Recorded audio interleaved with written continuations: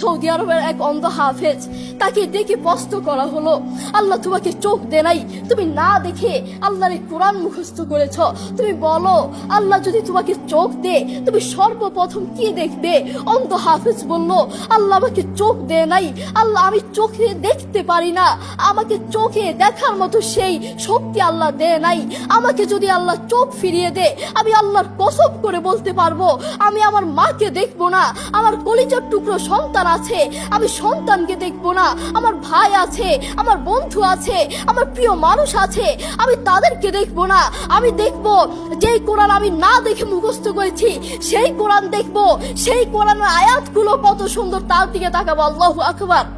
আমরা আমাদের কথা বলছি, আমাদের চোখ থাকতে আমাদের কোরআন পড়ার সময় হয় না।